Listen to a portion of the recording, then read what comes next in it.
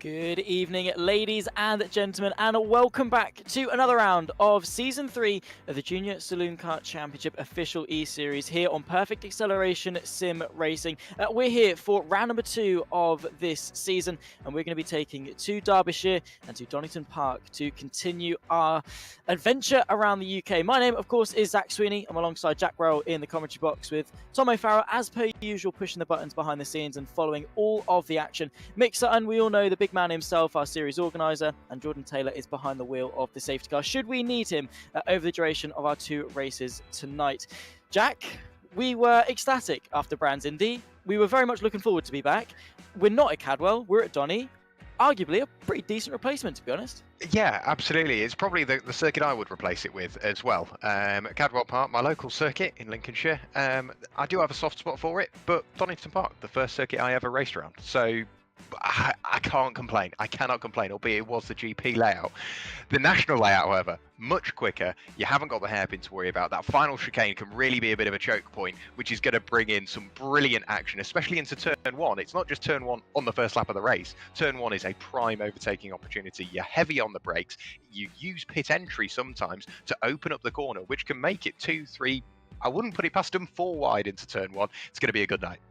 We'll have a look. Of course, we took 2 Brands Indy a week ago. We'll go to Castlecombe in a week's time before Thruxton, Snetterton 300, Anglesey, Alton Park, and then back to Brands Indy for the final round in the new year on the 30th of January to hopefully crown our champion if the championship gets that far. Nathan Williams does seem to be quite strong, though. And as you can see, there are the prizes. They're fighting for free entry to the JSCC scholarship to be held in the new year at Pembury. P2 gets themselves some pretty high-quality SimMagic P500 pedals, and then third place gets to treat themselves. They go to a weekend at the British Touring Car Championship in 2025. Those that are here every week get themselves a PASR cap, and each round we decide in the commentary box our driver of the round. They get themselves some free UK sim gloves as well, as per usual, of course, provided by our fantastic sponsor. Of course, we'll be making our way into qualifying very soon.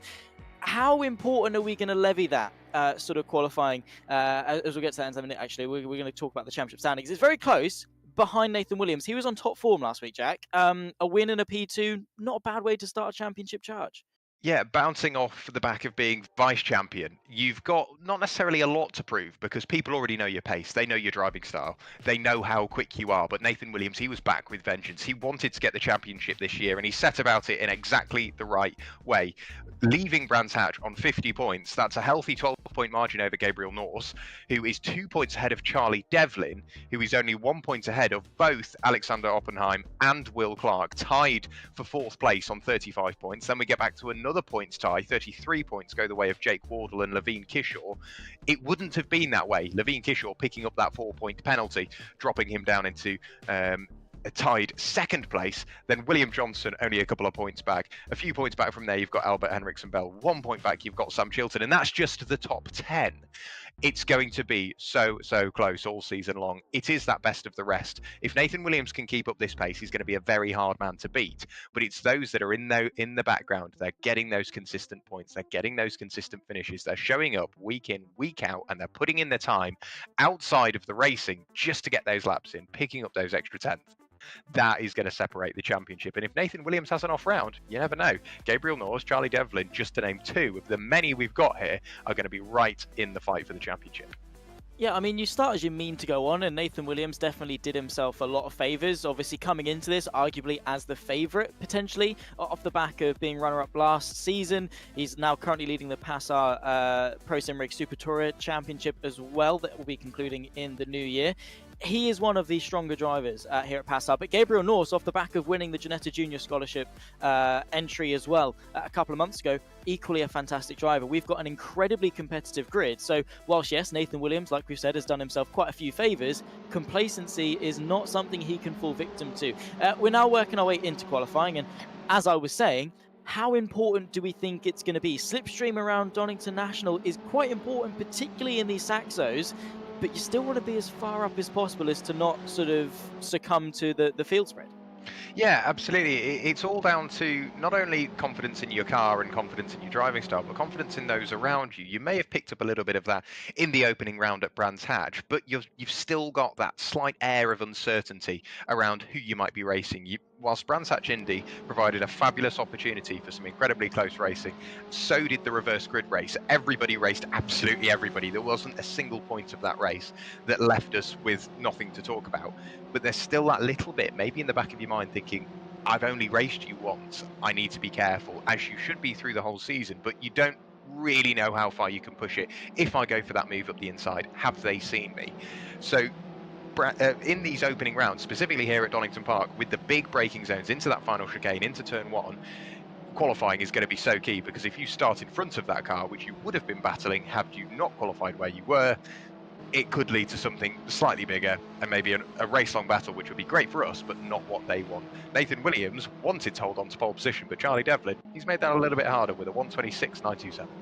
Yeah, only half a tenth between the pair of them though, so still incredibly competitive. Still got just over half the session left to go as well, so still opportunity for drivers to find a bit of time, and they do share the track as well. This is both a blessing and a burden, you could argue, because, yeah, fair enough, you can get some slipstream, but equally, if you find a driver that's slightly off the pace and you get hampered, well, there you go, lap is done. And while we are on the short layout of Donington, you're still looking at a 1.5-minute lap time, which very much eats into your session if you sort of get 1 or 2 laps that then have to be immediately written off by a bit of traffic. So you have got to be careful, you have got to time your laps quite well, and probably just partner up. You were saying you sort of find the drivers that you are quite close to on pace. Is that then something that maybe these drivers are thinking about? Will they start to pair up with their buddies and give each other the slipstream? You never know. It's those friends that you make in the paddock in the early stages of the year, or the early stages of the championship, can really affect how you work together all season long. It's a very, very friendly paddock with PASR. So you can see James Roberts very keen on the mirrors. He can see that drivers are coming. He knows he shouldn't pull out, so he doesn't pull out. He allows everybody through turn one. And yes, Ever the sportsman now sees the cars coming, decides to get out of the way even further just to allow everybody an unhindered line into turn one. But back to the original point, if you've got a friend in the paddock, if you've got somebody you know you can work with, you know you can race door to door with, and it is that word though, working with them. You really have to be absolutely on it together. 2 cars are faster than 1. But in qualifying, are you going to help or hinder yourself? Because bump drafting, not ideal, but it does work. If you are that trail car, you're forever going to be hindered, and you need to swap around. You need to communicate that effectively, but you also need to make sure you've got some clear track, not just for one of you, but for 2 of you as well. It's a very tricky aspect that not many people think about. Qualifying, go out, drive around as fast as you can, set the time. Yes, but if people are working together, how are you going to get around that? Are you going to find somebody to work together as well? Or are you going to try and do it on your own? Have you got enough time left in the session? Have you got the car underneath you that you want? Qualifying is really, really busy, and it doesn't seem like it. Exactly. Like you say, it's easier said than done. You know, go out, drive fast, job's a good one, but it's really not. I remember doing a round of a competition a couple of years ago in Formula 4 cars at the Red Bull Ring. It was open qualifying. You can imagine the games that were being played in order to get the slipstream. The difference between getting a lap with slipstream and getting a lap without slipstream was about 3/4 of a second. Now, obviously, it's a bit different to Saxos and Donington versus the Red Bull Ring, whatever. But 3/4 of a second around a circuit that small is a lot of time. And equally, if you spend most of your time worrying about a slipstream, before you know it, half the session's gone and you've not actually got a lot of lap time to commit to a lap anyway. So it's a balancing act. You've got to really try and find your place on the grid and make sure you're not sacrificing the session by putting all your eggs into the slipstream basket, forgetting to actually get a decent bank of time in as sort of a fallback. Still, though, with 5 minutes left to go in the session, Charlie Devlin still leads, still by the same margin, though, to Nathan Williams. Just looking at the recent lap times coming in, and not many improvements as of yet. And this is probably the stage in the session where they are sort of refining. They've done the week's worth of practice. They sort of know their way around. And this is now the optimization, trying to find the extra 0.5 of a second here or there. And when you get to that stage, improving becomes even harder. It does indeed, and we discussed driver of the round. That's not just somebody that's quickest all round long. That's not how it works. It's somebody that's really shown off fabulous aptitude to get through the field. If they started at the back, they've got to the front without a single scratch on the car. That puts you in the running. But also incredible sort of teamwork, incredible, almost just being a sportsman or a sports person, so to speak, where you might be a lapped car, but you're getting out of the way. You're not hindering anybody. You're always really friendly in a paddock. That is what gives us a driver of the round. Last week, it was Alexander Oppenheim, not only for how quickly he adapted to the car, but the fabulous pace he showed in race 1. And then with the reverse grid race, action-packed, he managed to get to the front, fight off anybody that arrived. The safety car worked against him, and after all of that, he still came through and saw the checkered flag first. A very deserving winner of driver of the round at Brands Hatch. Tonight, it's not just down to us, Zach. We want some input from those of you that are watching at home and watching along, because you might have spotted something that we've missed, because we've got to keep an eye on the timing screen, we've got to keep an eye on what's going on circuit, and we've got to keep an eye on Tom O'Farrell, our broadcast director, all of that. So if you're at home and you've got an idea of somebody that you think is truly deserving of driver of the round, we need to try and decide on that as well. And at the moment, it's going to be incredibly tricky, because the qualifying times, whilst there's 3.5 seconds separating pole to 19th place, it's those gaps in between that are incredibly small. It's going to be a very close race, race 1, a very close race 2. It's going to be a fabulous night. You make it out as if we have a difficult job, Jack. No, it is easy. I say easy. It's comfortable. Yeah, it's all right. Actually, though, to anyone watching at home that wants to be a commentator and is going to try and steal our jobs, it's actually really difficult, and you shouldn't. Yes. No. Yes. Yeah, please don't steal our jobs. Anyway, we digress. We absolutely would love to. Obviously, not just about driver of the round. We want to hear from you guys generally. Let us know thoughts, feelings, queries, questions. Who are you cheering on from at home? Where are you watching from? And what are your thoughts about the season thus far? Obviously, we've only had Brands Indy, but what are your predictions coming into this round? And of course, as per usual, going to do the old YouTuber content creator, like, subscribe, turn the bell on for notifications, all that snazzy stuff as we progress ourselves into our 2 races. Just a couple of minutes left in qualifying as Sam Chilton absolutely eats the curbs at the final corner. Have got to be quite careful, though. We were told by Tom O'Farrell, a couple of track limits coming in, and it's quite easily done at Donington, isn't it? Yeah, there's a couple of places you can do it. Turn 1, if you hit the curb slightly too hard on the inside, it just wobbles you out on the exit of Red Gate, and you can see there it took a couple of stabs to get the car into turn 1, riding on board with Sam Chilton on the exit of Red Gate. Now down into the Craner curves. There's not too much you can do about here. Maybe the inside of this very quick left-hander that's coming up is slightly blind on the way in. Thankfully, you're not going at breakneck speeds. It arrives very, very quickly. But then in towards the old hairpin, this is what happens. You hit the brakes, you turn the car in and allow the rear to come round, then hope that the front sticks, which it does for Sam Chilton, it doesn't for the car up the road. You can run slightly wide, you can pick up a track limits offence there, and then on the run back up the hill into a famously slippy part of the circuit. Of course, we're right next to East Midlands Airport. I'm not sure whether it's simulated, but this section of circuit can be incredibly slick just due to the kerosene which is deposited on the racing surface, then to the very brave right-hander, which Sam Chilton negotiates perfectly. Aim for the apex that you hope is still there. You arrive over the crest, then onto the back straight. There's no track limits that I think have been achieved down here, but you never really know. Then into this final chicane. This is the tricky bit. This is where you will pick up those track limits, which you mentioned, Zach. On the inside, Sam Chilton chucks it in, bounces over the curbs. It is the quickest way through there. The straightest line is the quickest line. I don't think that would have affected track limits, but it's then at what point do you draw the line? He's still got 2 wheels on the curb, but he's well over the sausage curve. It is those fine margins. If you put the time in practice, you know how far you can push it, and you know exactly what you can get away with. Charlie Devlin, he's clearly nailed it. Look at those 2 purple sectors. Wow, yeah, really strong lap times. A 10th up, and going to be, as things stand, extending the margin, but all right on this final chicane, and pretty nicely done. I mean, not as straight as you'd have liked, running ever so slightly wide over the exit, but definitely showcasing he's on the limit. And when you've got fine improvements like that, it's easy to throw them away across the line. What is it going to be? There you go, slightly slower, so didn't quite nail that final chicane, and well, that's the make or break of the lap. It's now cost him a chance at improving. He is going to be able to get 1 more lap, though. He did cross the line before the checkered flag waved, and on a set of course, you are allowed to do that. That is a very wide sack. So in the background, a very understeery one at that. Nathan Williams, though, just looking at his sectors, he's orange to the first, so not improved. Purple to the middle, though, with the 31.860. Let's see if he's able to improve. Doesn't need too much on the run to the line. Half a tenth will do for pole if Charlie Devlin does not improve on his final lap. Very tight margins. Can Nathan Williams go for 2 poles in 2 weeks? He can, by just over a tenth of a second. Yeah, brilliant lap there from Nathan Williams at the very final stages of qualifying into Redgate. He will go on his cool-down lap. What can Charlie Devlin do by way of a response? Into the final chicane goes Sam Chilton, bouncing over the curbs, or at least the curbs on the way in, abandons the lap into the pit lane. He will go. Whereabouts is Charlie Devlin out on circuit? He's just picking his way on towards the back straight now, using every millimetre of circuit available to him. Levine Kishore has had a slight problem on the closing laps in the session. Has he got back going? No, I don't think he has. Maybe a lack of fuel in that car. At the moment, Charlie Devlin is up very, very marginally. There's absolutely nothing in it. Into the chicane he goes for the final time, bouncing over the curbs, up onto two wheels. Does he keep it within the white lines on the final corner? Yes, I think he does. It's going to be a short run to the line. The checkered flag is waiting for him. Will it be Nathan Williams? Will it be Charlie Devlin? Breaks the beam. Charlie Devlin crosses the line to take pole position away from Nathan Williams by 0.030 of a second. 300ths of a second is what separates pole position from second place. That was absolutely insane. And by the way, Sector 3, the beam for Sector 2 is on the exit of Coppice. So Sector 3 is just the chicane.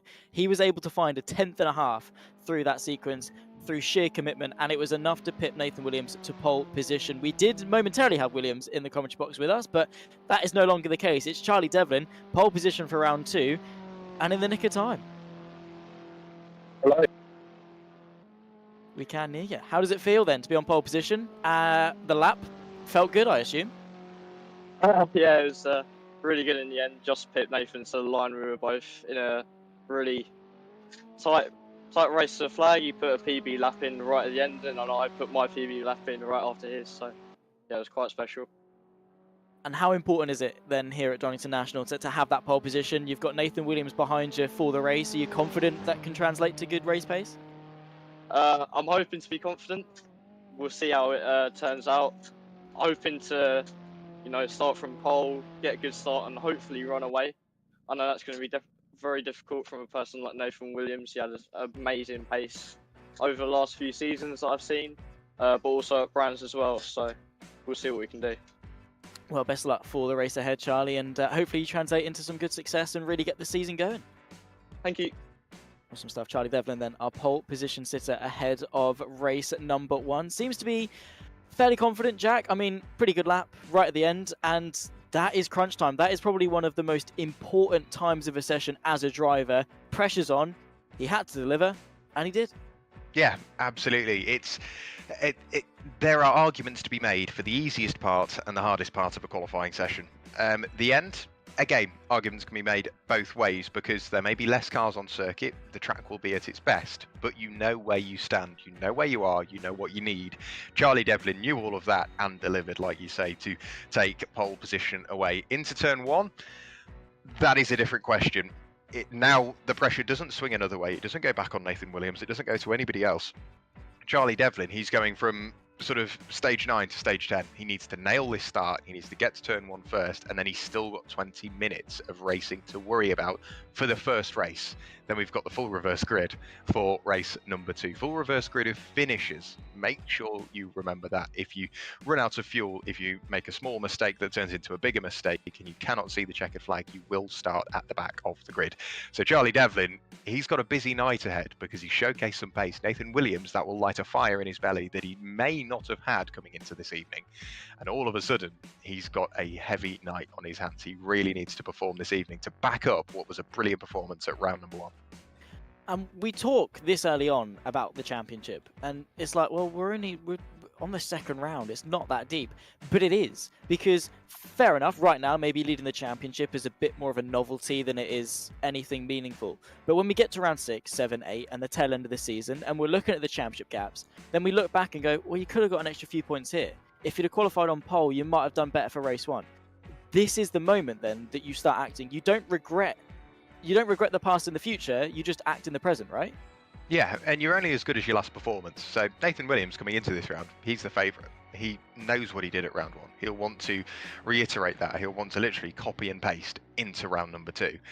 But if he has a not so good round here, he then needs to perform even better at round 3 and then better at round 4. What you do now counts towards the end of the championship. It's not a sort of, oh, I've not done so well at Donington Park, but it's okay, we've got a few rounds left. No, the points you gain here are valid. and will affect your championship. So Nathan Williams, he really has to nail this start and get to turn 1 first. Charlie Devlin will be hoping for the same from pole. He will indeed, and he'll be alongside our championship leader of Nathan Williams on row number 1. We're going to do our very fancy grid walk. I love this. Every PASR broadcast. Behind that comes Albert Henriksen Bell alongside Levine Kishore. That's row 2. Elliot Dalton Ayres makes a very good impression on debut in 5th ahead of Gabriel Norse. That's row 3. Sam Chilton, albeit very committed over the chicanes in qualifying, only 7th in quali. Newbury from our race 2 winner of Brands, Oppenheim, alongside James Roberts for row number 5. Then comes Lucas Blanford ahead of Johnson for row 6. Will Clark will start this race from 13th ahead of Jake Critchley in P14. Jake Wardle then will round out the top 15. Loads of duplicate names over this grid, but ahead of that is behind that I should say is Jacob Ellis for row 8. Charlie Kelso, Ben Mattes and Jake Hallowell, our 19th driver to take to the start. A very lonely row 10, of course, because Tom O'Farrell isn't starting this race, funnily enough. He's busy in the commentary box, and also Jordan Taylor will be in the safety car should anything go awry. But these young drivers in Saxos at Donington National, nothing's going to go wrong, right? Yes. Although we do have a blank spot. Alexander Oppenheim has not made it to the grid. The red lights will be arriving very, very shortly. Well, we've got about 30 seconds, so he's got a little while to join the grid. But is this mind games? I don't think fuel is affected on the grid. I think the fuel only starts to burn once the race goes under green flag conditions. But if it doesn't, can he get away with taking an extra litre out of the car? We don't know. But Alexander Oppenheim, the lights are on, and he's not here. Yeah, so he'll be starting from pit lane. Of course, new rules mean that you have to wait until the final car joins before you can go. Anyway, 6 red lights are on. Round 2 here at Donington Park. It's, of course, Charlie Devlin ahead of our championship leader of Nathan Williams. He gets off quite well from 2nd place on the grid. It's the outside by the time they reach Redgate. 20 minutes on the clock, and side by side immediately for the lead. Devlin not getting away as well as he'd have liked. Nathan Williams already then able to pull ahead. He's going to close the gap and defend in towards Redgate corner for the first time. In the background as well, you've got Henriksen Bell trying to make an impression, but through goes Nathan Williams, making quick work of that pole position, and finally making his way into the lead. There's a car for the background as well. I think that might well be Newbury that's gone off. Indeed it is. So carnage in the background, but Charlie Devlin, that pole came at a very, very good time in qualifying. Didn't last very long. No, Jake Critchley with the mistake into turn 1. Apologies, it was Elliot Newbury that started from the pit lane, but Charlie Devlin, yeah, not the start he would have wanted. Nathan Williams, now the pressure is on. He's got to the lead, brilliant start, and all of a sudden Charlie Devlin is right on the rear bumper of that Junior Saloon car in towards the 2nd sector. On the brakes, Nathan Williams flicks the car in, a slight twitch of oversteer, but with the throttle on so early, he manages to collect that up nicely. Charlie Devlin is still applying that pressure. Albert Henriksen Bell, best of the rest now. He is leading that mid-pack. He's got Levine Kishore behind him. He's got Elliot Dalton Ayres, which, like you say, that's a brilliant debut qualifying, and he will be trying to convert that into a brilliant debut race. We've got another car off in the background rumbling through the gravel back onto the grass, but at the moment, Nathan Williams, that's the first lap in the book. Yeah, pretty nicely done indeed for our championship leader, doing exactly as he means to go on over the chicane for the first time. Then be interesting to see, as you can see, the top 2 starting to break away. Henriksen Bell, though, let's see about that battle for 3rd place and how interested he's going to be to keep that one at bay. We've got Gabriel Norse on the inside of Elliot Dalton Ayres, and of course Gabriel Norse going to be trying to work his way forward, being 2nd place in the championship, trying to maximise his point score. They're side by side into Redgate. It's Gabriel Norse on the outside. Dalton Ayres, of course, trying to hold firm on the inside, but in the end not enough to thwart the 84 in the background as well, going off. I think that might be either Oppenheim or Blanford. That's had a little bit of an excursion at turn number 1. Able to keep the foot down though. Sam Chilton under pressure from Oppenheim as they go side by side down the hill through the craner curves towards the old hairpin. They do indeed. Side by side into the old hairpin is very, very brave as they hit the brakes. It's going to be Sam Chilton that comes out worse from that. Jake Wardle was that on? That wasn't Jake Wardle. I think that was Blanford all the way around the outside. Brilliant work there from Lucas Blanford, somehow managing to make that work. Can he turn one overtake into another? On the brakes, flicks the car in. Alexander Oppenheim on the outside. I think he just about can. Lucas Blanford, what a couple of corners he's had. It will be the inside for Coppice once again, over the crest in towards the right-hander, and there's a bit of contact between the pair of them, but Lucas Blanford, He manages to work his way through. We did have Jake Halliwell into the pit lane as well, very early stages of the race. That's put him on the back foot for the final, 17 and a bit minutes of this race. Now the two RX competition cars side by side in towards the chicane. The last thing you want to do is get through there slightly sideways on your own. Never mind through there side by side. Never mind through there side by side with your teammate. Contact between the pair of them. They bounce off each other. Alexander Oppenheim, this lap is going from bad to worse because now Sam Chilton is all over his tail. Behind Sam Chilton, Jake Wardle has just picked up a place and is trying to move his way forward, which he has done already. We're less than 5 minutes into this race. Did we expect anything else, though, I suppose, is the question you can ask. Alexander Oppenheim, of course, now under pressure, has to defend to the outside of Redgate, but just doesn't quite have the agility to keep Samuel Chilton at bay. Gets a bit of a better run, does Roberts, now trying to look to the inside as they approach Hollywood. The gap most definitely isn't there. He's going to try and pry it open anyway. This has pit maneuver written all over it, but thankfully Oppenheim is able to give the space to James Roberts towards the old hairpin, still looking on the inside, still looking fairly aggressive. He is going to send the move to the inside, but naturally Oppenheim says absolutely not to that. Now, of course, the poorer run swings the way in favour of Kelso, who's going to take 12th place off James Roberts' hand, says thank you very much, and works his way through into 12th. Just looking at the gaps further up, Nathan Williams has been able to extend his lead near onto a second now as it's kicking off further back. We've got battles here, there and everywhere. Don't really know where to look. Ben Mattis able to make some good progress forward as well. He's fighting with Ellis and now William Johnson getting involved in the fight. Well, it's the JSCC. It absolutely is an absolute carbon copy of the Junior Saloon Car Championship, and it's so close in the background. At the moment, William Johnson, he's fighting away with effectively everybody around him. Jacob Ellis up the road will be trying to run away. Jake Critchley is there. Jake Halliwell isn't too far away. You can just see him appearing in the background. If this little quartet continue to battle, they are going to slow each other down. They're going to fall away from the cars up the road, and then all of a sudden everybody's going to come back towards them. A big look to the inside now. That is Levine Kishaw under big pressure from the car behind. That will be Lucas Blamford, is it, that's starting to get involved, or is that him in the background? Riding on board, there we go, riding on board with Elliot Dalton-Ayres, who's still taking me by surprise. This is his debut night, and it's like he's raced these before. It's like we saw him in Season 1. It's like we saw him in Season 2. No, he's arrived on the scene, and he's already starting to make a splash because he's fighting away with Levine Kishaw, a long-time racer with Perfect Acceleration Sim Racing, and just further up the road is Race 2 winner, or is it Race 1 winner, potentially, Gabriel Norse, that we saw at Brands Hatch. Gabriel Norse, either way, had a brilliant round 1, and that's put him second in the championship, but you wouldn't know, Elliot Dalton-Ayres hasn't raced with us before. No, you wouldn't. He looks in his element and is very much fighting with some really big names, as you said, and is still very much in the contest for potentially a top 5, maybe even more. Again, we'll see how he fares in race 2 as well with the complete reverse grid. Always a sight of intrigue. Of course, is in the slipstream of Levine Kishaw, is eyeing up a slight move. Kishaw, of course, goes defensive towards the chicane. That's his move made. Does, of course, naturally bring the car back over, but this has a really good run. Use all of the track limits and then some for Dalton-Ayres. Gets the run then through the second part of the chicane, gets the acceleration, and is now going to be looking to go to the outside of Redgate Corner. Sometimes is the optimal line, but you can see absolutely minimal space being given from Kishaw, who sets a personal best that time by using all of the pit lane exit from Dalton-Ayres to try and work his way through. A mistake from Gabriel Norse as well is going to promote both of these drivers further up a place. Gabriel Norse then in 6th, potentially maybe as well going to be under pressure from Blanford for 7th, but these two continue side by side as Dalton-Ayres not scared to get his elbows out in his first round of the season.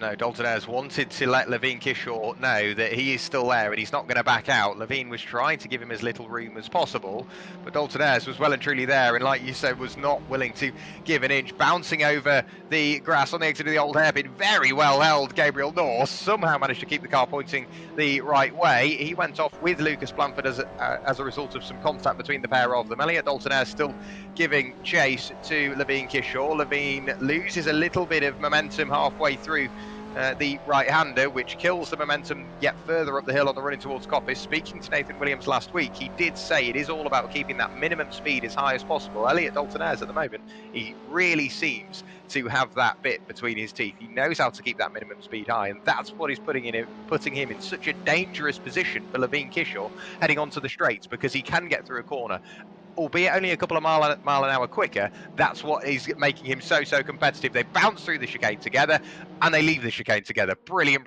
racing. This time Elliot Dalton-Ayres has the inside on the run towards Redgate. let's see how it works out for him. I think he's got a slightly better run, and indeed he does. Kishore is forced in the end to tuck back into the slipstream. Gabriel Norse trying to fight with Lucas Blanford in the background as well, trying to force that gap open. Dalton Ayres then gets squeezed to the inside before a large swoop from Kishore. Gabriel Norse as well is through on Blanford, has the inside line. Of course, the green and black of Blanford tries to go to the outside, and that's going to be contested as they once again descend their way through the Craner curves towards the old hairpin. Look who's on the scene as well. It's Will Clark, who's a very racy driver in PASR Championships. Always loves to get involved when he can. Now as the inside line as they approach the old hairpin on Lucas Blanford, who's lost 2 positions in the span of about 3 corners. Very good racecraft there from Will Clark, and well, very good racecraft as well from our debutant of Dalton Ayres, through now into 4th. Yeah, Lucas Blanford may have lost a position on the road. We've had contact between Charlie Kelso and Jake Critchley in the background. Charlie Kelso is already carrying a 5-second penalty due to track limits abuse, and back up towards the front. Alex Oppenheim is still trying to work his way up and through the order. Jake Wardle will be the next target on his hit list. Yet further up the road, we've still got Elliot Dalton fighting away with Levine Kishore. Alexander Oppenheim tries the outside to defend from Sam Chilton in the background. He does manage to pull that off, but we have had time penalties applied. We mentioned Charlie Kelso, but we've also had Will Clark. We mentioned brilliant racecraft that got him past Lucas Blanford. Lucas may have lost that position on the road, but on the timing sheets, he's still ahead after that 5-second time penalty has been taken into account. Yeah, so that's something he's got to be mindful of, is knowing that sometimes it's better to just cut your losses and sort of race for the penalty. It's not the way as a racing driver you want to win, but hey, a position's a position at the end of the day. He is still going to look, though, to get on the inside of Will Clark, because maybe doesn't trust him to be as racy with the others, wants to lead that charge himself. Will Clark, of course, got a little bit of understeer going into Redgate, and through goes Blanford anyway, so back up into 7th both on the sheets and on the track. Levine Kishore, though, still trying to find a way through on Elliot Dalton Ayres, but it just seems that Dalton Ayres has got the measure of him, was quicker when behind, and Kishore, well, isn't necessarily going anywhere. We were told the slipstream not as strong in this version of the Saxo, but you'll definitely still feel it. It definitely will still have an effect, and equally, just sheer motivation from Kishore to not allow Dalton Ayres to get away, applying that pressure, forcing Dalton Ayres to be defensive as well, is only going to be helping the number 35, who applies that pressure. Now reeling Gabriel Norse back into contention, who himself is now trying to start an attack on 5th place. Yeah, the pressure on Elliot Dalton Ayres will be absolutely monumental with the cars that are stacking up behind him. It is that mid-pack. It's almost forcing them to fight amongst themselves. But Elliot Dalton Ayres, he's in a very good position at the moment, because Levine Kishore has just been picked off by Gabriel Norse. But Levine, being Levine, will immediately want to fight back and apply that pressure once again. Lucas Blanford, he's been very racy through the order, so keep an eye on him. Will Clark, with the small mistake on the lap prior, will be trying to make up for that as quickly as possible. We've still got Jake Wardle in the background. You can just see him leading his own little pack ahead of Alexander Oppenheim, Sam Chilton, Will Johnson, and the car of James Roberts. So it's incredibly close, and leading this train is Elliot Dalton Ayres, which we've been mentioning throughout this evening. What a debut night it's been from him. Running a slightly lonely race is going to be Albert Henriksen Bell in 3rd place. Charlie Devlin, he's been dropped by another, half a second ahead of Nathan Williams, but 1.5 seconds, that's still only a mistake away. Charlie Devlin is keeping Nathan Williams exactly where he wants it. Yeah, and to be fair, I mean, he's lost ground, and yes, I mean, Nathan Williams has been the quicker driver, but Charlie Devlin is there. Any small mistake, he's right back on it, still able to put the pressure on. So while yes, Nathan Williams is not under any explicit pressure, the implicit pressure is still there, knowing that any small mistake and I'm back in trouble. And of course, 5-second penalty for track limits. If Nathan Williams gets a little bit too cheeky on the outside of corners, and particularly through the chicane, well, straight away that's going to give the win back to Charlie Devlin. So that's also got to be something on the mind of these drivers. Nose to tail as they emerge out of Coppice, as well as Levine Kishore and Gabriel Norse, who's now back through to 5th. Have got to be careful, though, because Dalton Ayres is now pulling about 0.8 of a second, make that sort of flirting on the edge of 9 and potentially a second gap between himself and our Ginetta Junior official eSeries champion of Gabriel Norse. They emerge out of the chicane, that gap does close. Gabriel Norse is fighting because he knows he wants that 4th place. He is sort of kind of in a championship fight. He's expecting to be involved in that championship fight, and with Nathan Williams winning, he needs to be picking up as many points as possible. Yeah, absolutely he is. Gabriel Norse, he's got something to prove. Whilst the discipline is very slightly different, it's still incredibly close. Junior saloon car racing. It's gone from rear-wheel drive to front-wheel drive, and that has a very different driving style and very different drivers, and it just makes the racing that little bit closer because you can get away with that slight bit more. You can just plant your foot on the exit of the corner and the car will stick. And Levine Kishaw, he's made a small mistake coming out of the old hairpin, and you can see just that very small mistake, whilst it was small at the time, it's maximised and multiplied by the time we've got to the top of the hill. And all of a sudden, Gabriel Norse, he's got that little bit of breathing room, which might just allow him to refocus his attentions on now catching Elliot Dalton-Eyre in 4th place. Jake Wardle, in the meantime, he's trying to fight his way through and past Alex Oppenheim, as he has been for the previous few laps. There's a brilliant trio in the background, led by Sam Chilton, followed then by William Johnson and James Roberts, who are still all fighting away. But no matter where you look, there are brilliant battles. I think we've seen a mistake from Charlie Devlin as well, because a slightly slower lap has dropped him almost 2 seconds away from Nathan Williams in the lead of the race.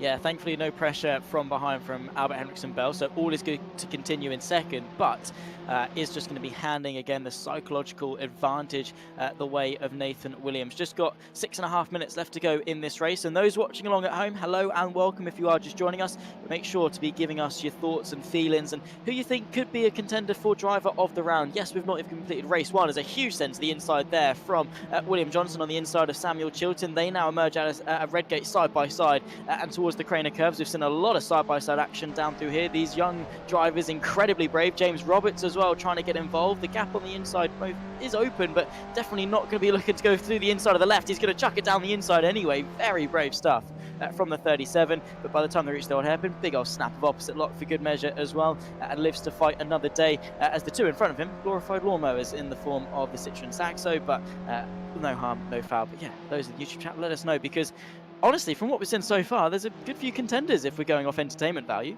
There really are, but with the penalties continuing to roll in, Jake Halliwell has picked up a 5-second time penalty due to track limits. Jake Wardle has the same, so too has Levine Kishaw now in a key position up there in 6th place. He's picked up a 5-second penalty, and another 5-second penalty goes the way of Charlie Kelso. So yet more drivers picking up those penalties just to try and keep them within the white lines. But if you pick up a 5-second penalty, that's not just 1 or 2 places. That could be 5 or 6, dependent on the battle you're in. Yeah, exactly. These positions are very, very tight. So those penalties are very advantageous for those around you, very disadvantageous for those that are going to be getting them. Lucas Blanford on the outside of Will Clark going into Redgate. The green and black car, of course, the Blanford tries to get back underneath, but a bit of contact to the rear end of Will Clark, who most definitely is not going to be appreciating that, although he does still emerge in front of the 67. But yeah, you have got to be mindful. At the end of the day, though, stay on the track. Simple as that, surely. Yeah, simple as that, but when you're battling, obviously your priorities get slightly skewed of make sure I don't hit this car, but also make sure I remain in front of this car or I get past it. So remaining within those track limits can very slightly slip your mind, and if you've got an apex which is hidden by that car up the road, you can very easily find yourself off track limits. Charlie Devlin has reeled Nathan Williams back in by another 0.3 of a second and will continue to do so with another purple sector 1, 0.3 quicker than Nathan Williams, and he's currently just over 1/10 quicker than his personal best so far this race. Bouncing through the chicane he goes and loses that time, unfortunately, but then gains it all back on the way back out. It could be the fastest lap of the race going the way of Charlie Devlin here. We'll have to keep an eye on that on the timing screens. It's at the moment 1:27.011 that went the way of Nathan Williams. It now all swings the way of Charlie Devlin with a 1:26.928. He takes the fastest lap of the race away from the race leader, and the lead gap falls yet more. 1.4 seconds separates Nathan Williams from Charlie Devlin. In the background, Sam Chilton fighting his way to the apex in towards the final chicane, and a fear there for James Roberts. That was a closing door that he couldn't just get his foot out of as easily as I think the car up the road wanted him to.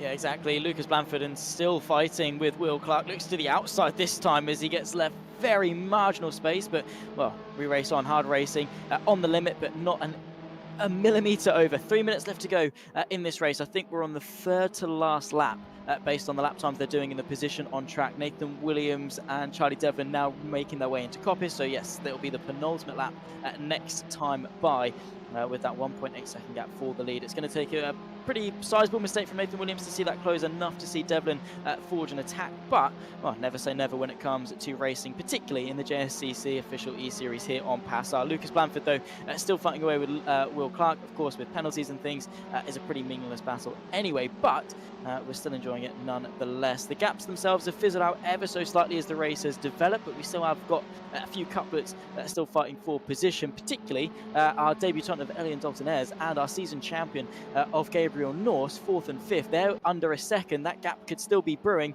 just needs a small little mishap to catalyse it, and then Gabriel Norse going to be all over the rear end of the 0-0.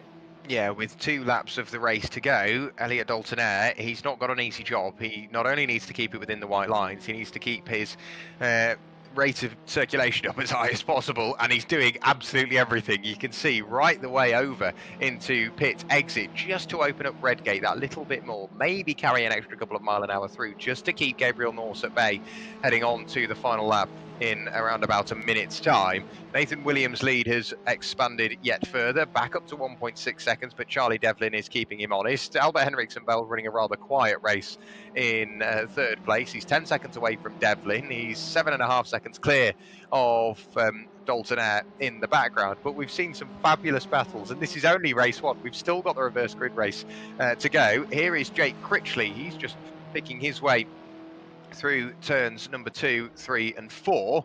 Slightly further up the road, we've got Ben Mattis. This is the fight for the final spot inside the top 15, and they've still got another lap to sort out what's going to happen here. They both run a very similar line on the run through the old hairpin. Jake Critchley not taking any liberties at all with the track limits. It's getting incredibly close between these two.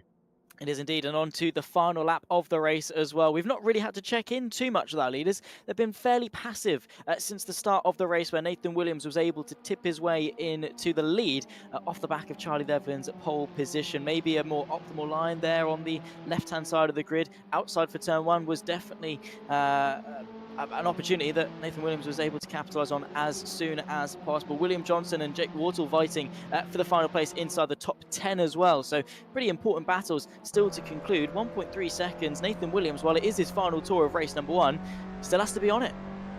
He does indeed. So riding on board with William Johnson in towards turn number 1. Jake Wardle slightly further up the road. William Johnson will want to get inside that top 10, and Jake Wardle with a small mistake into turn 1. He misses the apex, runs wide, bounces over the grass, bounces over the curb. William Johnson went for a closing gap. He couldn't quite get the nose where he wanted it, but now they're going to be absolutely nose to tail heading down in towards the old hairpin. Nathan Williams is picking his way through Coppice, so we've still got another 10-20 seconds before we need to look back at him and watch him cross the line and see the checkered flag once again. But a brilliant run coming out of the old hairpin, goes the way of William Johnson, but he's got nowhere to go. Into the back of Jake Wardle, that gives him a bit of a boost up the hill, and then in towards sector number 2. So William Johnson is going to need something very special coming out of Coppice, heading onto the back straight for the final time. Speaking of the final time, through the chicane goes Nathan Williams, and he makes it another win here in the Junior Saloon Car Championship official E-Series Season 3. 2 wins from 3 races. What a way to kick off your season. And we've still got race 2 to go, but Nathan Williams is going to be going from the back of the grid.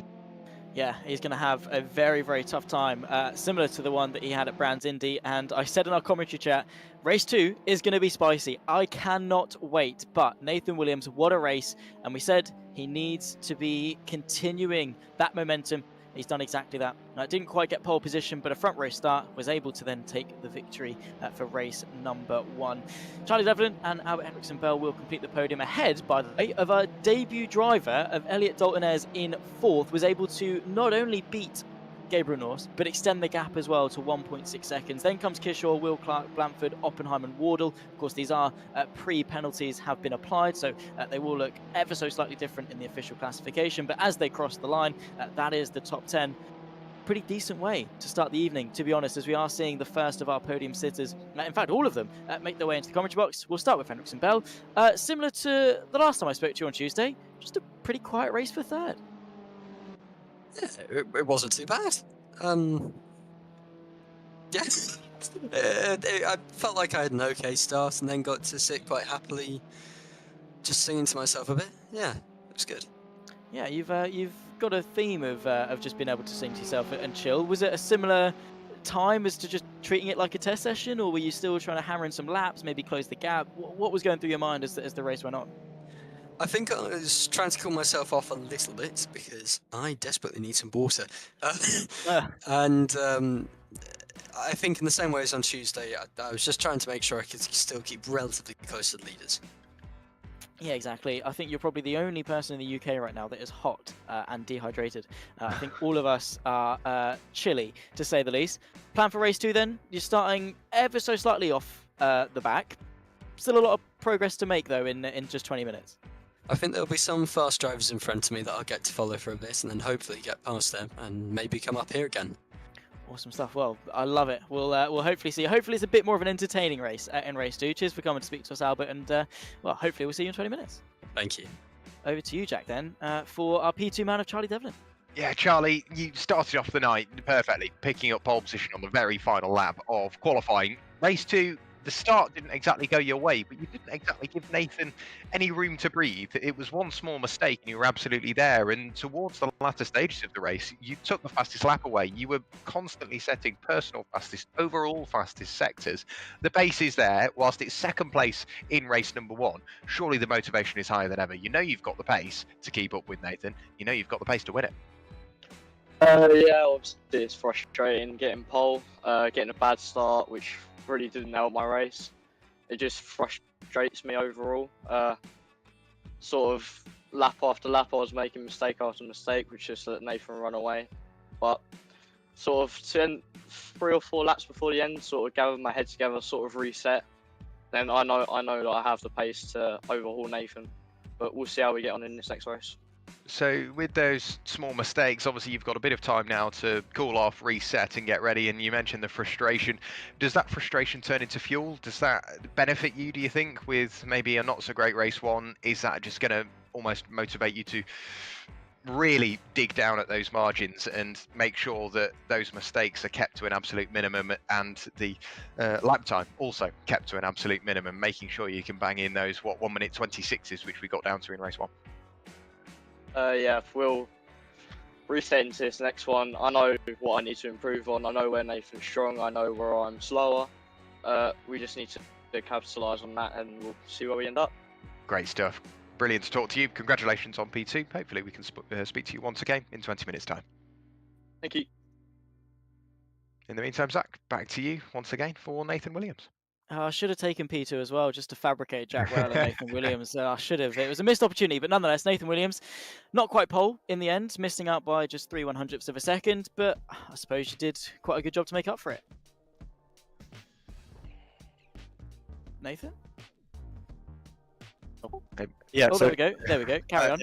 Yeah, qualified didn't go the way I wanted. Just didn't get the best lap in, but then obviously made up for it on the start of race 1. And then I was able to extend the gap, and then thankfully there's enough to just keep it at the end when Charlie was lapping very fast. Yeah, you were definitely under pressure. Was there any concern, any worry from sort of the cockpit as to he might catch me up here, or was it just out the windscreen, drive the car as quickly as I can? Obviously, I was looking back at the gap. I saw by the time he started picking up the pace a bit more, I had built a big enough gap that I could just keep it on the roads, don't take track limits, so I should obviously keep the position. But I've obviously learnt very fast, and obviously that was quite valuable, so if you're trying to take that into the next race now. Obviously going to be once again starting from the back for race 2.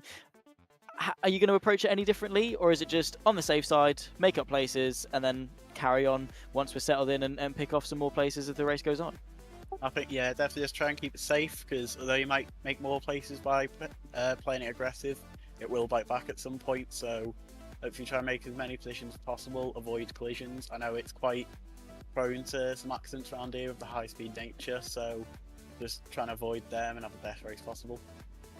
Awesome. Well, thank you for coming and have a chat with us, Nathan. Of course, congratulations on your second win of the season. We'll let you get to the grid. Best of luck for race 2. Thank you. Nathan Williams, our race 1 winner and championship leader.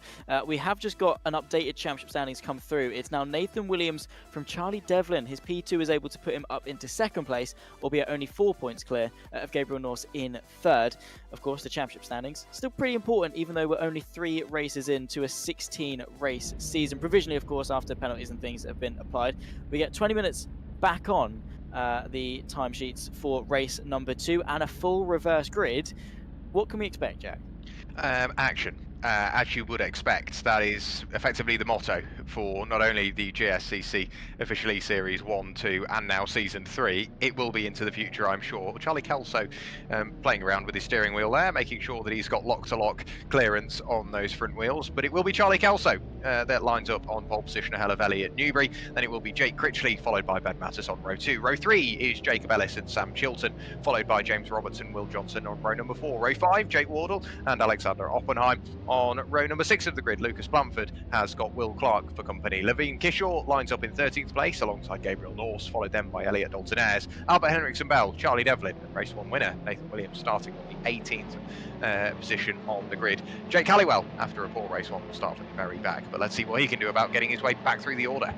Yeah, 6 red lights are on, 20 minutes back on the clock. Reverse grid race 2 here at Donington Park. Lights out and we get underway, and it's a pretty tentative start as the Saxo, not a lot of power go into those front wheels, but everyone gets themselves away quite cleanly. Our pole sitter of Charlie Kelso, though, able to get away and quite cleanly into turn number 1. Look, though, in the mid-pack, because we've got multiple cars going side by side, multiple cars running 2, 3, sometimes even just about arguably making it 4 abreast into Redgate Corner for the first time. Make sure you're keeping track as well of our race 1 front runners who are going to be working their way through, or at least trying to. Elliot Newbury closing the gap to Charlie Kelso as they descend towards the old hairpin. Thankfully, they've got a pretty big gap back to Jake Critchley for 3rd place, so free to fight at least for now. The pressure is off at the front, but most definitely is not off in the background as multiple cars going to be going Noah's Ark formation through the old hairpin. Somehow, bizarrely, we've only had 1 car go off the track the entirety of the first half of lap 1 as a fight for the lead as Newbury tries to mount the charge on Kelso.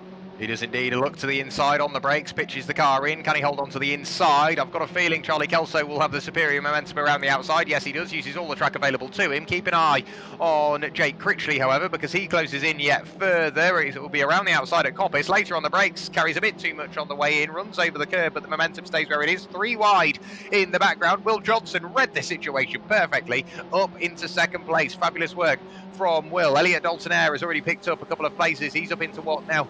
12th place. Nathan Williams has done the same, up into 13th. Charlie Devlin, he's already been picked off by race 1 winner Nathan Williams. 3 wide back into the chicane once again. Elliot Newbury, he doesn't really know where to go. He's got cars all around him. We've got a car spinning in the background right in front of Nathan Williams. The car in towards the gravel, in towards the wall, up onto 2 wheels. And unfortunately, a big incident on the run in towards the final couple of corners that is going to put a couple of drivers further down the order. Nathan Williams was affected by that. Charlie Devlin managed to nick through and pick up what was 11th place. Elliot Dalton-Ayres, he's up into 8th. What a debut night from him. Yeah, absolutely. Let's see if he's able to work his way forwards even more so. A swap for the leaders. William Johnson is now fighting with Charlie Kelso. He's made an absolutely insane run at the sort of latter half of the first lap. He's now through and up into the lead of the race. Elliot Newbury about a second behind. Alexander Oppenheim up into 5th. He loves these reverse grid races, as that is Ben Mattis going sideways. Jake Wardle straight into the gravel, unable to hold it, as Mattis just able, I think, to be able to get back going again with minor contact, if any. Nathan Williams, though, did get involved. He has got damage, and that is a big hit for our championship leader, quite literally. I mean, through the chicane, he got involved with Will Clark, we think, and now again, just poor luck, wrong place, wrong time, not the way you want to start a race. No, not at all. The safety car remains in for now, which is exactly what Will Johnson will want. It's exactly also what Elliot Dalton-Ayres and Charlie Devlin will be after, because they have managed to put plenty of cars between themselves and the recovering Nathan Williams, and they will want to maintain that, keep that gap to an absolute maximum to run away and hopefully pick up some good points in this race to minimise that championship lead that Nathan Williams has going into round number 3. In a week's time. But for the moment, Will Johnson, what a start to the race. Not only did he pick up 2 or 3 places on the opening lap, he capitalised on the mistakes of the people around him. Charlie Kelso, he just wandered slightly wide of the apex, and that allowed William Johnson to go through, pick up the lead of the race, and already start to extend the margin up towards a second.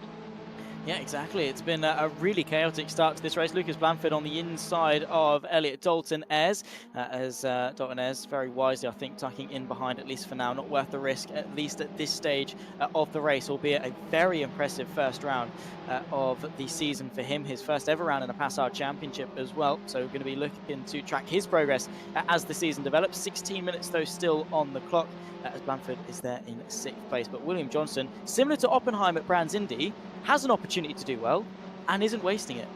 No, not at all. Really starting to push on. There will be a very happy Joe Cole in the YouTube chat. Obviously, he is effectively, in brackets, co-owner of Voltage Racing. Will Johnson running for Voltage Racing and doing so with great success in the first 5 minutes of race number 2. Will Johnson continuing to lead the race ahead of Charlie Kelso. Then it's absolutely everybody else thereafter. Elliot Newbury, Jake Critchley, who were watching on the running towards the final chicane, followed then by Alexander Oppenheim and Lucas Blanford. Elliot Dalton Ayres is on an absolute mission through this order. He's really pushing on. Charlie Devlin with a small mistake, however, that's cost him a position. Now to Levine Kishore. They continue to swap around, but I think no, Elliot Dalton Ayres does manage to get the better of that one and remain where he is. Charlie Kelso really pushing on into turn 1, into Redgate, the tail end of the car trying to overtake the front, but Elliot Newbury, that's good enough for second place. Car running off in the background. Yeah, that's going to be Charlie Devlin, I think, dipping a couple of wheels into the grass. Alexander Oppenheim as well getting involved as it's all kicking off towards the old hairpin, as it usually does off that run through Redgate and into Hollywood. What can Lucas Blanford do? Not quite enough. Alex Oppenheim looking on the inside of Charlie Kelso to promote himself onto the podium, but the racing line prevails for Blanford, who gives Oppenheim a big old bump as they go up the hill now towards McLean's, but that's completely ruined his momentum. We're going to have about 6 cars separated by about a second's worth of track time into McLean's once more, and Jake Critchley trying to get himself involved, not quite close enough to really do too much damage, but Blanford really got the short stick there as Charlie Devlin now works his way to the inside of Coppice. That is why momentum is so important in cars like these, especially when you're about to start an uphill climb. Yeah, absolutely so. And it's not just the one corner that you make the mistake on that it affects. It's those following 2, 3, 4 corners that it can really affect. And Jake Critchley has nailed that. He's starting to close in on the cars up the road. Levine Kishore, he's trying to work his way past. Jake Critchley is in a very tricky sandwich at the moment because he's got Levine Kishore in the background, who is under big pressure from Charlie Devlin, who's almost 4 wheels on the grass trying to open the door, manages to get those right-hand side wheels up and back onto the tarmac with a bit of help from Lucas Blanford. That's thrust him up the inside of Levine Kishore, side by side into turn 1, 3 wide. I think Charlie Devlin didn't exactly realise that there was a Jake Critchley on the outside of Levine Kishore and started treating it like there were only 2 wide on the run in. Lucas Blanford, however, from helping Charlie Devlin, that's put him in a brilliant position, because whilst it might be the outside for the very quick left-hander on the run through the train of curves, it will be the inside on the run in towards the old hairpin. And on the brakes up the inside, Lucas Blanford slides his way up into 7th place. Charlie Devlin and Elliot Dalton Ayres, they finished 2nd and 3rd in race number 1. They are now 4th and 5th in the full reverse grid race 2. Nathan Williams, the look hasn't gone his way. He's 2.5 seconds away from Albert Henriksen Bell in 11th place. So Nathan Williams, he's got a lot of driving to do over the next 12 and a bit minutes. Yeah, but this is what sort of decides a champion, right? If he wants to go on and win the championship, you're not going to have a perfect round week in, week out. You are going to take hits. You are going to take steps backwards. It's how you then bounce back and not give up. And that's exactly what he's doing. He's still racing on, even though he's had a poor start. He knows that he's still got some time to, at the very least, limit the damage. Lucas Blanford, though, is trying to not be overtaken by Levine Kishore as they approach the chicane once more. Got to be careful fighting in that position, because you don't want to allow the big train that effectively could lead you into contention for a podium to be getting away too excessively. That gap now 1.5 seconds between Blanford and Kelso, and we're still 12 minutes to go in this race, still over half of it to go. I think Blanford is trying to sort of put the anchor down too early. He's trying to settle defensively, and he's got, what, 5 cars behind him that all want his place? He's got a long time to keep them at bay.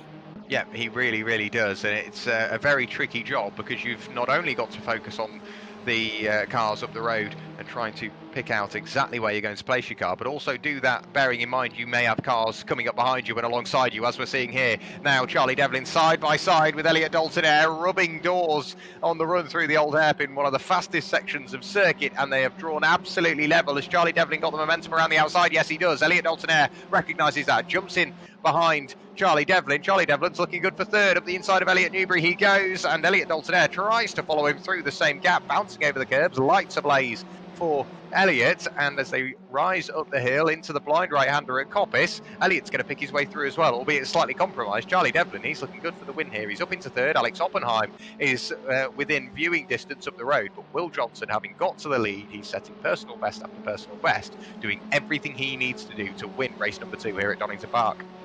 Yeah, exactly. He's going to have a tough ask to keep it, though. Charlie Devlin is going to have a very tough job to try and catch that gap. Elliot Newbury fighting with Kelso to the inside of the chicane. They emerge as, oh my goodness me, Lucas Blanford gets an absolute rocket ship of attack from behind, and that's caused absolute carnage. As round goes Charlie Kelso, it's caused, that's Nathan Williams getting involved in the yellow and black machine. He's able to once again be involved in some calamity. I don't think there's been too much drama to the front end of his Saxo, but any small bends or damage can have a big effect. Jake Critchley as well now trying to make the most of it, or at the very least limit the damage of all of that.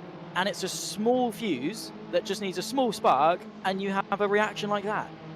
Yeah, it's such a shame for Nathan Williams. His race is going from bad to worse, and one small mistake, like you say, can turn into something much, much bigger. Albert Henriksen Bell, after a good result in race number 1, he's trying to work his way back onto the podium following up third place in the first time of asking this evening. And as far as anybody else is concerned, that's given Will Johnson yet a bigger lead. 5 seconds the lead gap. Charlie Devlin, however, he's trying to make third place second, and in the background, Elliot Dalton Air, he's still giving chase. He's got clear track in front of him and a monumental gap behind him. Lucas Blanford, keep an eye on him. He's really had a turn of pace. Here comes Charlie Devlin up in second place. He made it look easy. Yeah, he's really making this entire race too look quite easy, actually. Of course, right place, right time, but he's making the right decisions to go with it, and it's a really complimentary thing to have the luck and then to capitalise on it as well. We've got Levine Kishore versus Albert Henriksen Bell, who, don't forget, also was third place in race 1, started all the way back, is now inside the top 5, albeit for how much longer. Levine Kishore looks to go to the outside. They emerge neck and neck. Still, Lucas Blanford in the background as well gets a pretty good run, just taking the racing line, using that momentum to his advantage in the slipstream of Levine Kishore. Henriksen Bell is at risk of potentially losing 2, maybe even more places, as Samuel Chilton pulls out to the outside to try and get involved as well. It's absolute mayhem here in the fight for 5th place. Levine Kishore, Lucas Blanford looks to sail himself all the way around the outside. Henriksen Bell fighting with Samuel Chilton, who goes off trying to keep his foot in on the outside of Redgate, and it's absolute mayhem. How do you compute a situation like this as Nathan Williams is getting involved? These are crucial positions for his championship. They absolutely are. We saw him up into, 11th place earlier on prior to the incident just a couple of laps ago. He's recovered well. He's now up into 10th place. Sam Chilton will be the next car on his hit list just slightly further up the road. Nathan Williams using every centimetre of track, just trying to open the door. But meanwhile, further up the road, we've got Lucas Blanford fighting away with Levine Kishore.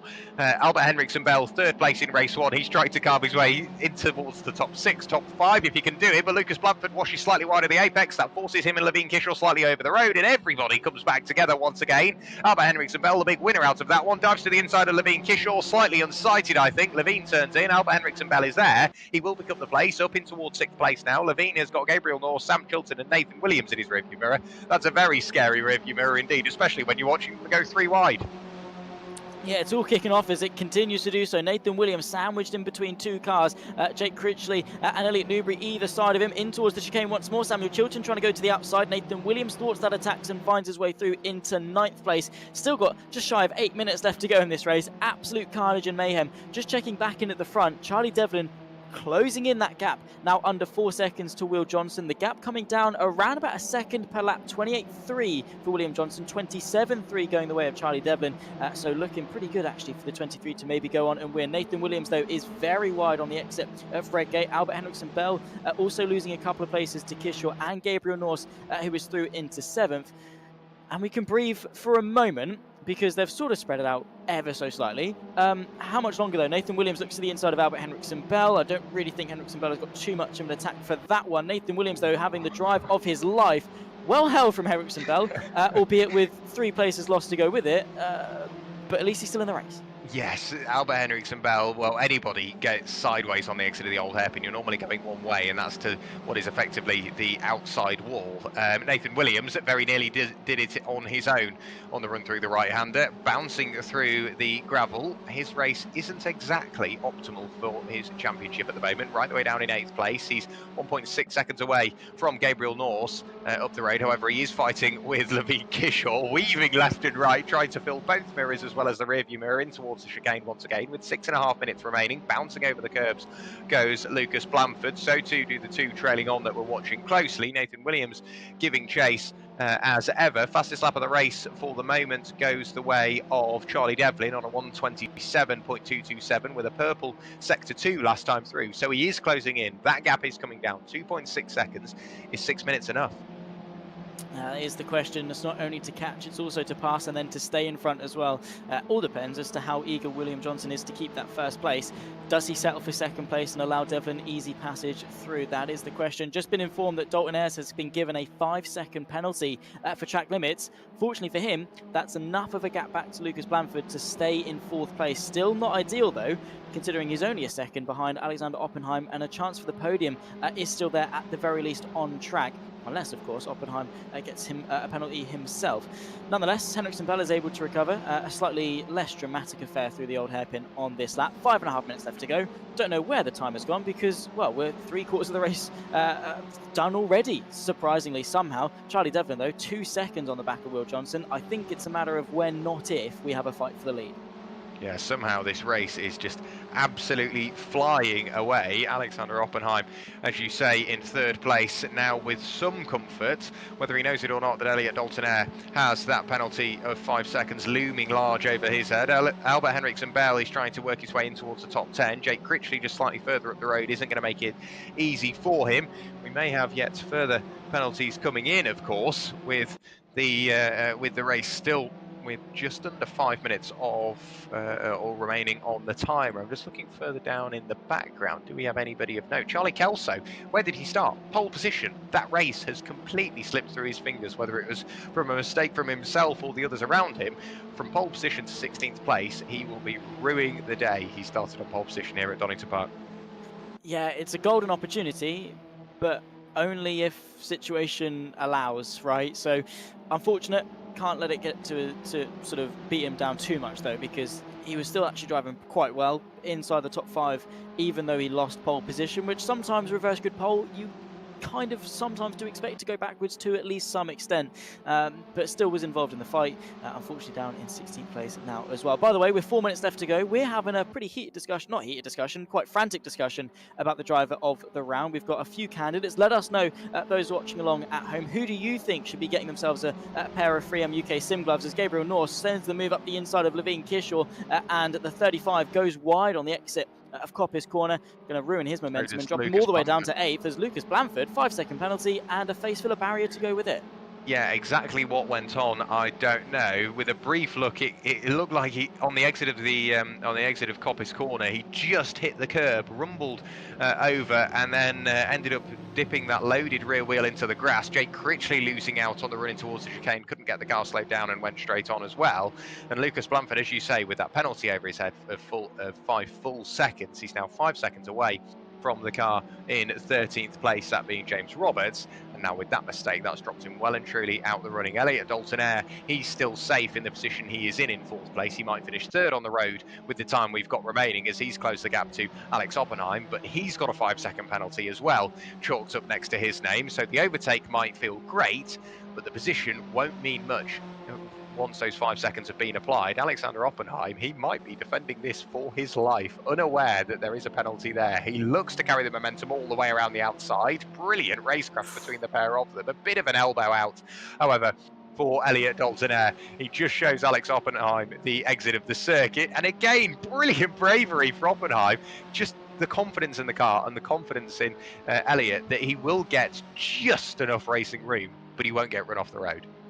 You're talking in qualifying about sort of budding yourself up and finding those pairs and finding that familiarity, that trust. These two have probably never ever seen each other on a racetrack, and yet we're getting absolutely brilliant mutual respect and racing room being given. Also here, the fight for the lead finally on to the penultimate lap of the race. William Johnson has been waiting for this moment for the last 5 laps. Charlie Devlin now starting to mount an attack, 1/10 between the pair of them as the 23 looks to go to the inside of Redgate corner. However, William Johnson going to try and fight it to the outside, doesn't quite have the agility. Charlie Devlin is through, takes the lead of the race, and understandably, I think, is probably going to be not waiting around for anyone. He's going to be trying to extend that with just a lap and 2/3 to go. Sam Chilton fighting with Albert Henriksen Bell and Levine Kishaw as well.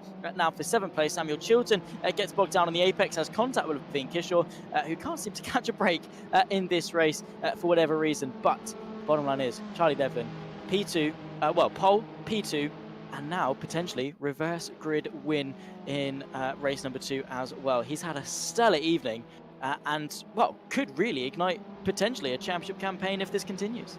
Yeah, is this that little bump that he needed to get over to really mount that challenge on Nathan Williams? Nathan is 5 seconds away from Alex Oppenheim, which will eventually become Elliott Dalton Eyre should everything remain as it is. In 5th place is Nathan. It's all going on in the background. Justin Roberts has got the best seats in the house for the battle around him. He has a big look to the inside of Jake Critchley. The door doesn't open. Elliot Newbury has just managed to pick the pocket of Jake Critchley as well. Will Clark just hanging on to that final spot inside the top 10 as the grass and the gravel is flicked into the air.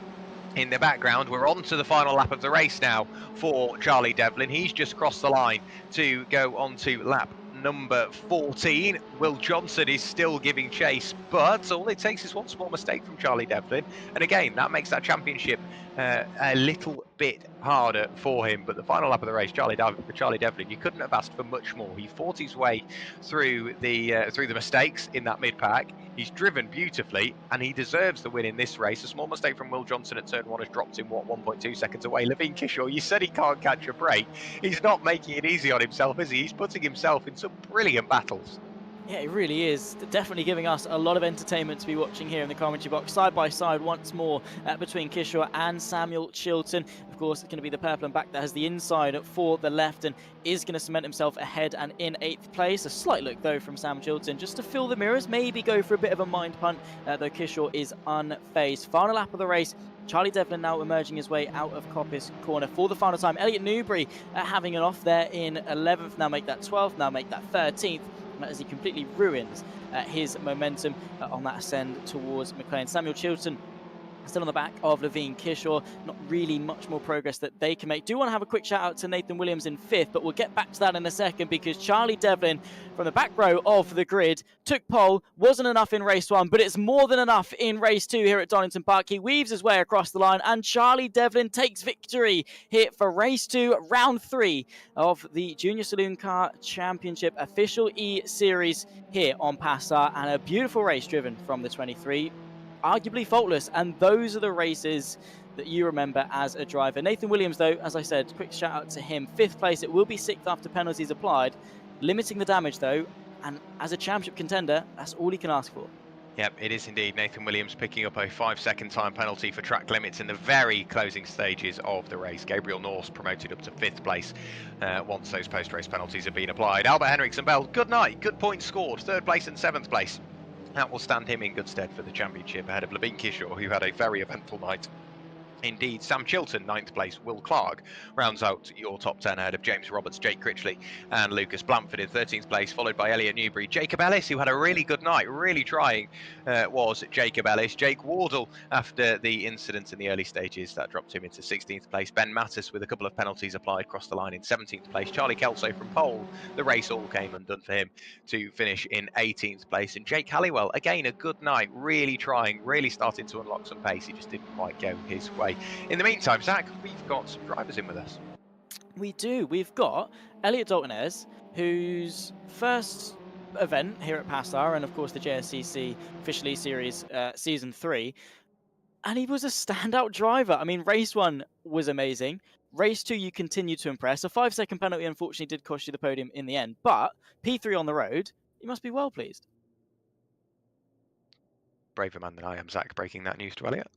Yeah, no, I know, it's fine. I'm straight in there. On track, though, on track, he definitely deserves it. Elliot, are you there? Are you with us? I think you've fallen out. He's not talking yeah, to no, you. Now you've told him. He's refused. He's like, 5-second penalty. What 5-second penalty? No. We'll work our way up then. Hopefully, Elliot will get back to us. And we'll No, go he is to... there. I think he just popped in. Yeah. Okay, Elliot, can you hear us? No, I'm No, lying to okay. you, clearly. Okay, it's fine. You take Will, and we'll get back to Elliot. Brill. Will Johnson, what a race. From our perspective, the early stages you managed perfectly, picked your way through the pack. You managed to get to the lead and hold on to that position from what, lap 2, lap 3, and just started chipping away at those lap times. If the race was 2 or 3 laps shorter, it would have gone your way, but you didn't make it easy for Charlie to work his way through and past you. Surely this is a massive motivator. The early stage of the season, you've proved you've got the pace. It's good enough for second place, a good haul of points heading into the future rounds. Surely this is just going to throw that confidence even higher. Yeah, that was good, but just made a few mistakes. Wasn't on pace. Half a second off, I'd say. But yeah, P2's good. First race could have gone better, but whatever. Do you think unlocking that pace will now be a slightly easier task? Because every time you're out on circuit, you always learn something, whether it be specific to do with that circuit or maybe to do with the car, maybe exactly what rev range you need to be changing up at, exactly who you can race that slight bit closer. Surely all these learnings that you've got tonight, you can carry for the rest of the season, and that pace is still there. There's no denying that. Yeah, probably. Gonna learn the car a lot from this. Hopefully do better next race round. Yeah, and then heading into the future rounds, is there anything that you're going to take on board? Anybody that you maybe think, you know what, I can really race you? Is there anybody that you've found tonight that you think we're on for a good championship? I don't know, really. I've been paying attention to the names, to be honest. No, fair play. Pay attention to the positions. That's the way to go. Will Johnson, massive congratulations. P2, good haul of points. Yeah.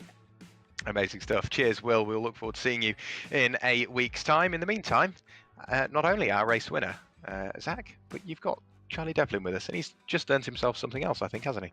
He has indeed. Not only did he get pole, not only did he get P2 in race 1, he won race 2, and he gets himself a very nice pair of 3M UK Sim Gloves for being our driver of the round for round number 2 of the JSCC Official eSeries Season 3. Charlie, talk us through the evening as a whole, as an overview, and then sort of more specifically your feelings about race 2 and the absolute carnage that you had to deal with. Thank you. Overall, I'm happy. There's still some things I need to improve on, for sure, to be like right up there with pace of Nathan Williams.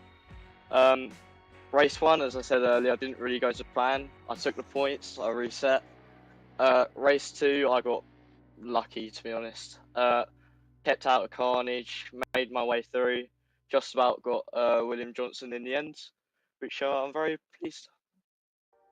Yeah, you drove the wheels off the car. Not literally, of course, thankfully, but the pace was staggering. Looking at the lap times, Will Johnson, I'm sure, was very eagerly looking at the Delta, waiting for you to catch up to him. But very, very well done this evening. Now, aspirations going forward, of course, we've got a lot of season left to run. Do you think, off the back of the pace here at Donington Park, you have the ambition and the capability to go for that championship?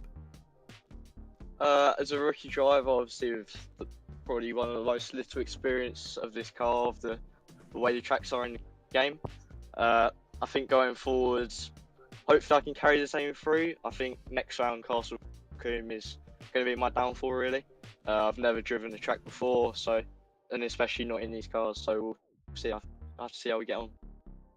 Yeah, coming up, of course, we have got Castle Combe in a week's time, and then the week, I say week after that, the round after that, after Christmas, we go to Thruxton. Two of the fastest tracks on the calendar, or sorry, the 2 fastest tracks on the calendar, back to back. You said that Castle Combe is going to be a tough track for you. Is that going to translate into Thruxton as well? I actually know Thruxton quite well, so hopefully my Thruxton sort of knowledge, what needs to be done with the car, what needs to be done with the setup, hopefully can transmit over to Castle Combe. So who knows? We might have good pace, we might not. We'll have to see. Well, thank you very much for coming and having a chat with us. Congratulations on the pole, the podium, the win, and the driver of the round. A lot of success this evening, Charlie, and hopefully it's the first of many very successful rounds here for season 3. Hopefully so. Thank you. Awesome stuff. Charlie Devlin, driver of the round and winner of race number 2. He's had a pretty good evening, Jack Rowe. So have we in the commentary box. It's been quite enjoyable. We absolutely have, and we're in for many more, because look at how close that championship is. You may think, but Nathan Williams started this evening on 50 points. Yes, he did, but we've already taken into account the worst point scoring round. Nathan Williams this evening only scored 43 points. I say only, that is a brilliant feat, especially after his race number 2. So he won't carry forward that until next week, or until he has a lower point scoring round. We take the highest point scoring rounds, add them all up, and take away that lowest one. So what you actually want is some very high point scoring round and effectively a 0. If you can drop 0 points, that is exactly where you want to be. Nathan Williams, he arrived on 50 points, he leaves on 50 points. Charlie Devlin scoring 49 points this evening, missing out on only one of those.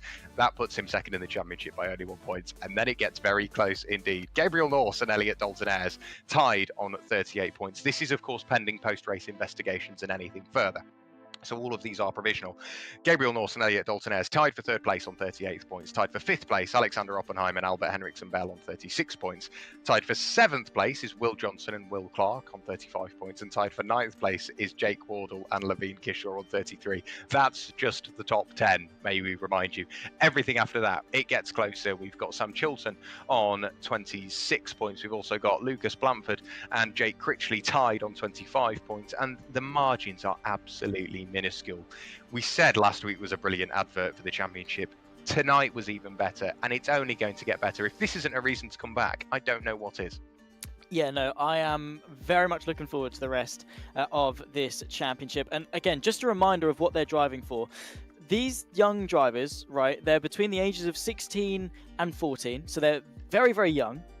They are fighting for free entry to the JSCC scholarship in 2025 for a chance at a race seat in the real world in 2025. Second place, no mean feat either. They get themselves a Sim Magic P500 pedal set. Third place as well gets a really good weekend at the British Touring Car Championship for themselves and a friend, as well as PASR Cap and of course our driver of the round, such as Charlie Devlin and of course Alex Oppenheim a week ago, get themselves a pair of 3M UK sim gloves to take home and add to their sim kit. So it's some serious stuff on offer here for the JSCC. And of course, in a week's time, we've already mentioned it, we'll be taking to Castle Combe on the 19th of December before we stop for the holidays, and we'll be straight back to business in the new year for Thruxton. Then to Snetterton, Anglesey, Alton Park, and back to Brands Indy to decide the champion. Round 8 on the 30th of January. Of course, my name has been Zach Sweeney. I've had Jack Burrell alongside me in the commentary box. We, as per usual, have had the fantastic Tom O'Farrell to follow what was pretty intense couple of races and make sure you guys at home followed all of the action. Mick Sutton, of course, is the man behind it all as our series organizer here at PASR. Somehow, we didn't need Jordan Taylor. He was on standby. He was at the very end of the pit lane ready in case we needed him as our safety car driver. But ladies and gentlemen, make sure you're back in a week's time as we take to Castle Combe. But from ourselves here at PASR, it's goodbye for now.